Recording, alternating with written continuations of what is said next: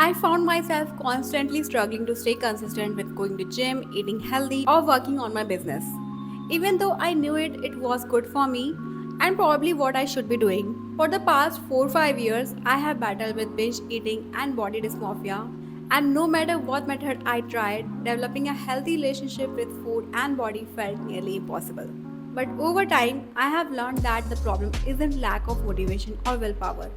Even though that's what many people believe, it's actually about mastering a skill, something we are all capable of learning. Doing the hard things even when you don't feel even motivated. When I began digging into how we can actually control of our impulses, I came across a book called Atomic Habits. It talks about how you can prioritize your task based on atomic habits. I instantly read more and more. And later I found out that your atomic habit decides what you actually want to do. But what does that mean? How does brain activity relate to delaying gratification? It may sound complex, but let me break it down. Our self control is governed by two systems in our brain. One reacts instantly to our environment, and the other helps us to regulate behavior and emotions.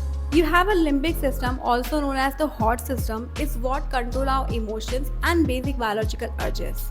It reacts immediately to anything stimulating. So, for example, when someone sees a delicious food, their hot system wants to eat it right away without waiting.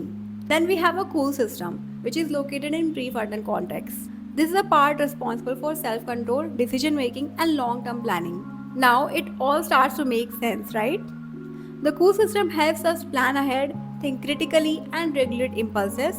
So, people with ADHD like me tend to have low activation in prefrontal cortex, which means self control can be much harder. I know I sound excited talking about this, even though it's something that's made me life difficult. Though it's something that made my life more difficult. Although the hot system is functional from the birth, the cool system takes time to develop, especially during childhood. That's why it's so hard for young kids to resist immediate gratification. So, if a child cannot resist snacks or distractions, don't get mad. They are still developing that part of their brain. And the great news is, self control can improve with time and experience, but it can also decline if you are not mindful. That's why I believe delaying gratification is one of the most important skills we can learn if we want a happy and fulfilling life.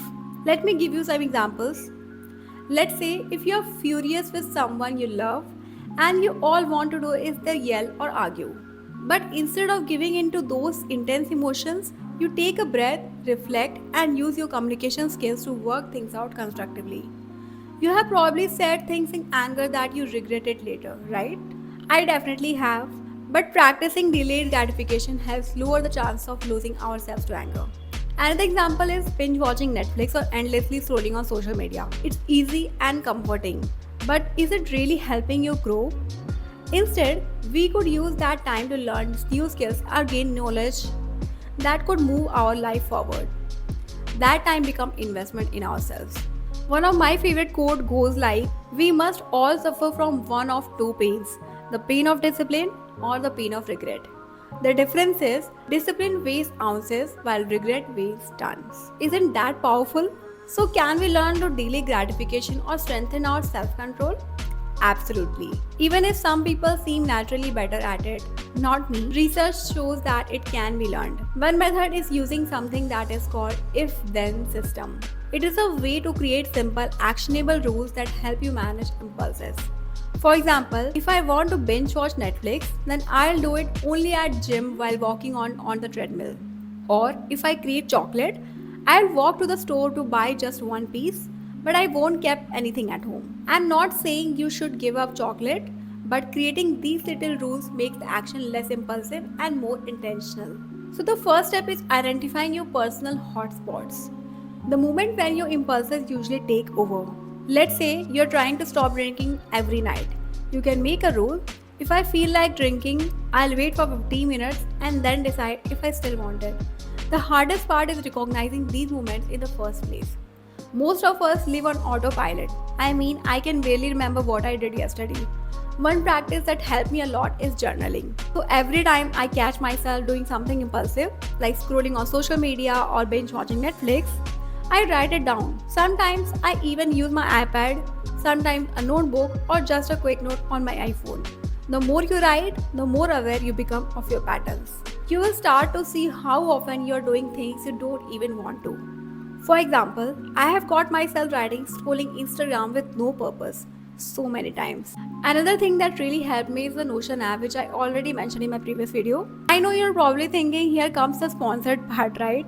But honestly, this is something I generally believe in the Notion app. So Notion is a really powerful tool, I believe, and it had a huge impact on my life. So I prioritize everything on my Notion app, even that is eating, meditation, and everything. And also, I would like to mention that meditation is scientifically proven to help activate your prefrontal cortex, the part of the brain responsible for self control. And since I have ADHD, strengthening that part of my brain is so important. So, meditation won't cure ADHD, but it definitely helps manage it. Also, meditation helps me understand my impulses, become more aware of my behavior, and identify the patterns. This self awareness helps me create better if then systems to avoid repeating those behaviors. It's like having a mindfulness coach in my pocket. And don't worry about doing it perfectly. Everyone has their own way of meditating. You can meditate on bed, you can meditate on go. Some people like routines, others prefer different types of content. That's the beauty of meditation. You can personalize your own way of journey. So the behaviors you follow every single day becomes your habit. And once something becomes a habit, you do it without even thinking, just like brushing your teeth before bed. And that's actually an if then habit too. If I'm getting ready for bed, then I'd brush my teeth. If I'm getting ready to go office, I'd brush my teeth. I'd brush my teeth. I hope you are doing that too. Another important strategy is identifying when you need more self control. For example, when I am under stress from deadlines or projects, I tend to drink a lot of coffee. So I made a rule for myself. If I am stressed, I'll go to gym first. If I still want to drink coffee after my workout, then I can have it. But what I have noticed is most of the time I don't even want to drink anymore. It turns out drinking was just a coping mechanism for my stress. But now, going to gym gives me same dopamine hit and it helps strengthen my prefrontal cortex too. Or say you tend to overeat when you're upset. So you could create a plan like if I feel upset and want to eat, I'll make tea, journal, meditate, or take a short nap. And these things aren't easy to identify, which is why most of us struggle. The deeper I dive into self improvement, the more I understand how important mindfulness really is. Whether it's through meditation, journaling, yoga, or just quiet solo walk, the key is giving yourself space to feel and observe. Change is hard, it's uncomfortable, and it can be painful. You're probably dealing with a lot of right now, but don't forget to be kind to yourself. Failure is part of your journey.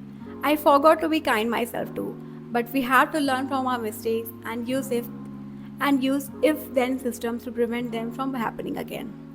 It won't be easy, but the best things in life really are. I'm here for you. I'm rooting for your success. So I hope you enjoyed this video. If you enjoyed, then please give me a thumbs up, subscribe to this channel, and I will see you in my next video. Bye.